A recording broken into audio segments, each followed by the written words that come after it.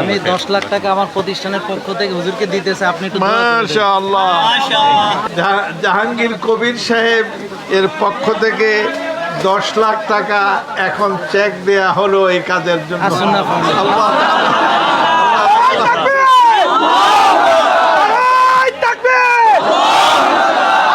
Foundation.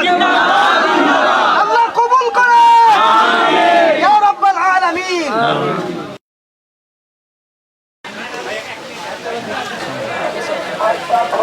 আসুন্নার যে ইয়াটা এখানে নিয়ে প্যাকেটিংটা এখান থেকে স্টার্ট যাচ্ছে। একটা বস্তা কি কি যাচ্ছে বলতে পারবেন? মানে চাল 10 কেজি চাল, 2 কেজি হচ্ছে ডাল, 2 কেজি সয়াবিন, 1 কেজি চিনি, আচ্ছা। 1 কেজি লবণ, আর কেজি এখানে আর কি ওই যে বস্তা থেকে সব চালগুলো এখানে জড়ো করে এখানে চালের প্যাকেটিংটা হইতেছে, তাই তো? চাল এখানে ডালের ইয়েগুলো সব ইয়ে করা হয়েছে আর কি।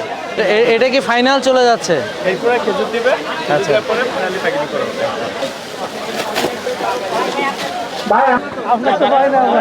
আচ্ছা, একটা মোবাইল পাওয়া গেছে, একটা মোবাইল ফোন পাওয়া গেছে, যার হারিয়ে গেছে আব্দুল কাইয়ুম ভাই, আপনি মাইকের সামনে দয়া করে আমাদের ওই দেখানোর জন্য আর কি। না ওই এটার মধ্যে চালের মধ্যেই ডাল, তেল, লবণ সবকিছু এখানে হয়ে তারপর এটাকে আমাদের ইয়ে দিয়ে আটকানো হয়। এগুলো কই জিপলক। হ্যাঁ, যাতে কোনোভাবে এটা খুলে পড়বে না আর কি ইনশাআল্লাহ। কারণ বন্যার্থরা অনেক সময় দেখা যায় মাইলকে মাইল নিয়ে যা মাথায় করি, এমন ভাবে করা হয় যে এটা যাতে কোনোভাবে না খুলে পড়ে। ভাই, আপনারা সবাই যার যার কাজে থাকেন। আমাদেরকে আজকে আমাদের কাজ দেখবার জন্য, আমাদেরকে অনুপ্রেরণা দেওয়ার জন্য বাংলাদেশের প্রথিতযশা আলেমেদিন ওস্তাদ সৈয়দ কামালউদ্দিন আল জফরি হাফিজাহুল্লাহ তিনি এসেছেন। কামালউদ্দিন জফরি হুজুর তিনি আমাদের উদ্দেশ্যে, আমাদেরকে প্রেরণা দেওয়ার জন্য এবং দিক নির্দেশনা দেওয়ার উদ্দেশ্যে কিছু কথা বলবেন। আসসালামু আলাইকুম ওয়া রাহমাতুল্লাহি ওয়া বারাকাতুহু। ওয়া আলাইকুম আসসালাম ওয়া রাহমাতুল্লাহ। ভাই সাফলা ভাই এখানে আসেন। আজকে এই অবস্থা দেখে মানুষের দুঃখ এবং দুঃখ দূর করার জন্য যে ব্যবস্থা, এটা দেখে আমি আলহামদুলিল্লাহ আল্লাহর শুকর আদায় করি। এরপরে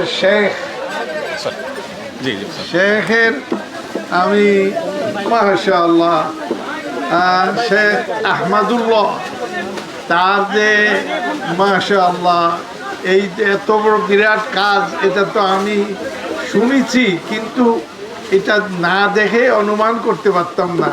এটা আল্লাহ তাআলা তৌফিক বাড়িয়ে দেন আলেমদেরকে, এরকম হওয়া উচিত। আমিন, সবাই বলেন আমিন। আল্লাহ তাআলা তার হায়াত দারাজ করুন, তৌফিক বাড়িয়ে দেন, আল্লাহ এলেম কালাম বাড়িয়ে দেন, মানুষেরা মহব্বত, যারা মহব্বত করেন তাদের সম্পর্ক বাড়িয়ে দেন, আমাদের সম্পর্ক আল্লাহর জন্য কবুল করেন। হ্যাঁ, আমার দুই পাশে যারা বসে আছেন এদের ব্যাপারে পরিচয় করিয়ে দেওয়ার আসলে কিছুই নেই। তো আমি সুযোগ পেয়েছি এখানে বসার, এর জন্য আমি নিজেকে অনেক ধন্য মনে করছি। তো আজকে যে উদ্দেশ্যে আসা, আপনারা জানেন যে আমি দীর্ঘদিন ফেনীতে ছিলাম, 19 বছর আমি ওখানে কাটিয়েছি এবং ওই এলাকায় বন্যায় কিভাবে মানুষ কষ্ট পাচ্ছে। তো আপনারা অনেকেই কিন্তু আমাকে বলেছেন যে স্যার আপনার মাধ্যমে আমরা সাহায্য করতে চাই। আমি বললাম যে আমি বিশ্বাস করি আসুন্নাহ ফাউন্ডেশনকে। ইতিপূর্বে সিলেটের বন্যাতেও আমরা আহ্বান জানিয়েছিলাম এবং আপনারা সবাই আমার আহ্বানে সাড়া দিয়ে, আমার যারা ভক্তবৃন্দ আছেন, যারা আমাদেরকে ভালোবাসেন, স্নেহ করেন, দোয়া করেন আমাদের জন্য, তারা সবাই কিন্তু সাহায্য নিয়ে ঝাঁপিয়ে পড়েছিলেন। তো আমি আশা করব যে আপনারা পুরো কার্যক্রমটা দেখলেন। এখানে বিশাল কর্মযজ্ঞ চলছে, এখানে হাজার হাজার ভলেন্টিয়ার কাজ করছে, এখানে অনেক সাহায্য অলরেডি পৌঁছেছে এবং আরও পৌঁছাবে ইনশাল্লাহ যদি আপনারা এটাতে কন্ট্রিবিউট করেন।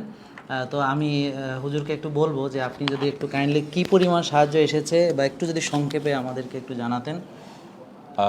ধন্যবাদ। আলহামদুলিল্লাহ, সাল্লাতু ওয়াসসালামু আলা রাসূলিল্লাহ। বাদ আলহামদুলিল্লাহ, জাহাঙ্গীর কবির ভাই বরাবরই আসুন্নাহ ফাউন্ডেশনের সেবামূলক কাজের সাথে আছেন, থাকার চেষ্টা করেন। আমরা আসুন্নাহ ফাউন্ডেশন থেকে প্রত্যেকটি দুর্যোগে আমাদের সর্বশক্তি দিয়ে আমরা ঝাঁপিয়ে পড়ার চেষ্টা করি। এবারও তার ব্যতিক্রম হয়নি। আমরা এখনও পর্যন্ত 1150 মেট্রিক টন এরও বেশি খাবার, ত্রাণ সামগ্রী আমরা ইতিমধ্যে কিনেছি আলহামদুলিল্লাহ। এবং প্রতিদিনই আমাদের 8 থেকে 9টা কাভার্ড ভ্যান প্রতিদিনই স্পটে পৌঁছে যাচ্ছে। এবং এর বেশ কিছু আমরা সেনাবাহিনীর হাতে দিচ্ছি, কারণ রিমোট এরিয়াগুলোতে আসলে এর সেনাবাহিনী ছাড়া পৌঁছানো সম্ভব নয়। আর তারপর আজকে আমার কাছে কিছু ছবি এসে পৌঁছেছে আমাদের টিমের, আমি গতকালকে স্পটে ছিলাম তাদের সাথে, সেখানে আমাদের টিম মেম্বাররা যেভাবে ত্রাণ নিয়ে যাচ্ছে সেই ছবি না দেখলে আসলে বিশ্বাস করা কঠিন যে অথই পানির মধ্যে কলার ভেলা খুব মজবুত করে বেঁধে তার উপরে ত্রাণের প্যাকেটগুলো রেখে তারা সাঁতরে যেখানে যেখানে পারছে, মানুষ 2 দিন 3 দিন 4 দিন ধরে আশ্রয় নিয়েছে ছাদের উপরে, 3তলা 2তলা বাড়িতে, সেখানে তারা খাবারগুলো পৌঁছে দিচ্ছে। তো আমরা আল্লাহ যদি তৌফিক দান করে পরবর্তীতে পানিটা শুকানোর সাথে সাথেই 25 কেজি করে চাল 50,000 পরিবারকে আমরা দেবো ইনশাআল্লাহ। সাকুল্যে আমরা আপাতত 1250 মেট্রিক টন চাল দেওয়ার পরিকল্পনা করেছি। এরপর পানি যখন শুকিয়ে যাবে আমরা গৃহ নির্মাণ করার ক্ষেত্রে 5,000 পরিবারকে ঘর নির্মাণ করে দেওয়ার চিন্তা করছি। সেই সাথে আল্লাহ যদি তৌফিক দান করেন আমরা যারা কৃষক ক্ষতিগ্রস্ত হয়েছেন তাদেরকে আমরা পুনর্বাসন করব। ত্রাণের মধ্যে সব আইটেমগুলোর কথা আমরা পাবলিকলি বলি না, মেয়েদের একান্ত যে সমস্ত জিনিসগুলোর প্রয়োজন হয়, কারণ আশ্রয় কেন্দ্রে 5 দিন 7 দিন ধরে অনেক মেয়েরা আছে, বাচ্চাদের প্রয়োজন হয়, এগুলো আমরা প্রচুর পরিমাণে কিন্তু দিচ্ছি। সেগুলো আমরা পাবলিকলি সঙ্গত কারণে খুব বেশি প্রচার করি না। এর বাইরে বাচ্চাদের বলেন, অন্যান্য মানুষ বলেন, এমনকি গোখাদ্য হিসাবে আমরা 37 মেট্রিক টন 5টি ট্রাক বোঝাই করে আমরা গাইবান্ধার মন্ডল ফ্লাওয়ার মিল থেকে ভুসি কিনেছি এবং সেগুলো স্পটে আজকে পৌঁছে গেছে ইতিমধ্যে। সেগুলো ডিস্ট্রিবিউশন হচ্ছে, কারণ আমি একটা 3তলা বাড়ির উপরে দেখলাম, 3তলা নির্মাণাধীন বাড়ির ছাদে দেখলাম অনেকগুলো গরু। তো আমি জিজ্ঞেস করলাম যে ছাদে এতগুলো গরু, সবাই বলল যে এই গরিব মানুষ সারা জীবন তার সম্বলটাই হলো এই গরুটা, ঠিক বাঁচাবার জন্য কারোর ছাদে উপর নিয়ে আশ্রয় দিয়েছে। এখন মুশকিল হলো চারদিকে যে অথই পানি, ঘাস নেই, খাবার দেওয়ার মতো কোনো কিছু নেই, তো মানুষ তো ত্রাণ পাচ্ছে, গরুগুলোর কি হচ্ছে? তো সেগুলোর জন্য আমরা গত বছরও আমি নিজে হাতে গরুর বস্তা বা খামারিদের হাতে, কৃষকদের হাতে হাতে পৌঁছে দিয়েছি।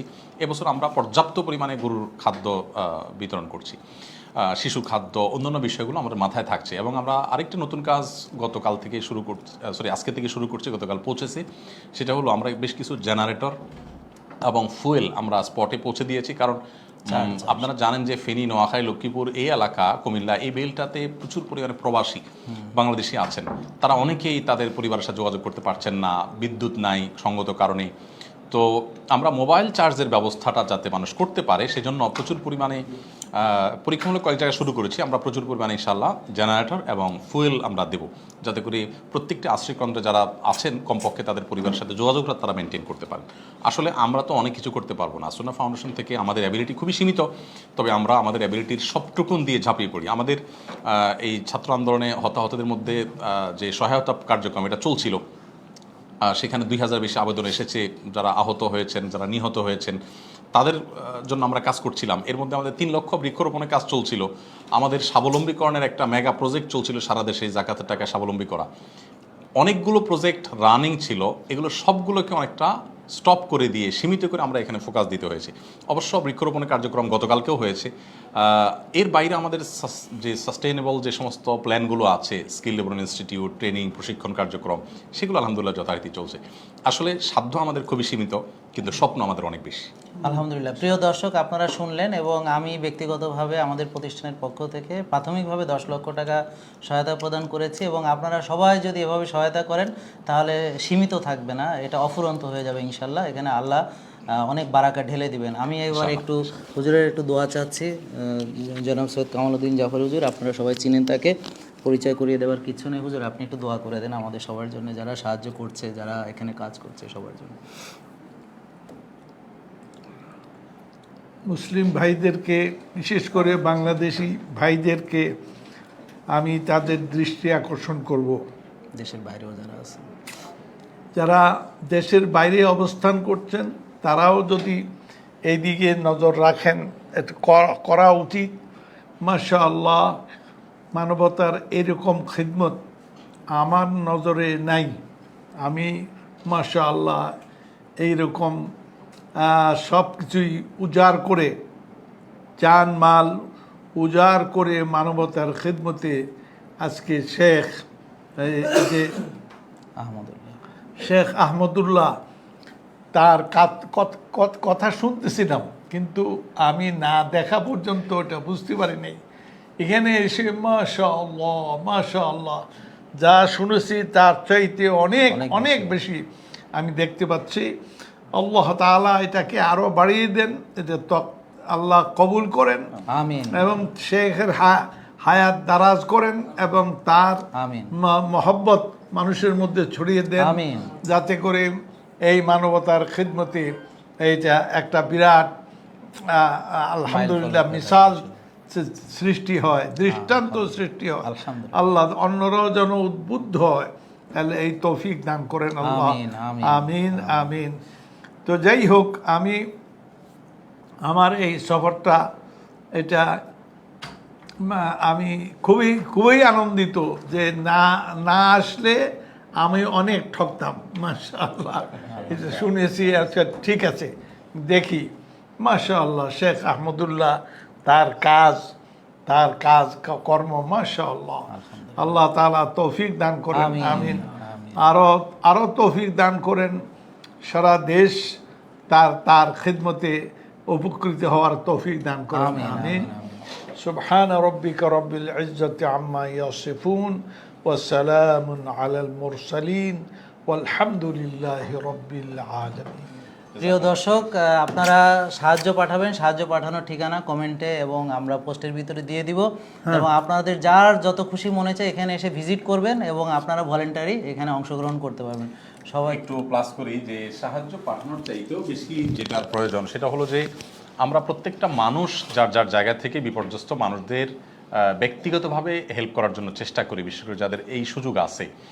আর এর বাইরে প্যাকেজিংয়ের কাজটা করতে পারি, আল্লাহর কাছে দোয়া করা দরকার। কারণ আসলে এমন জায়গাগুলো এফেক্টেড হয়েছে, খাগড়াছড়ির এমন কিছু জায়গা আছে আমাদের যাওয়ার সাধ্যের বাইরে আসলে।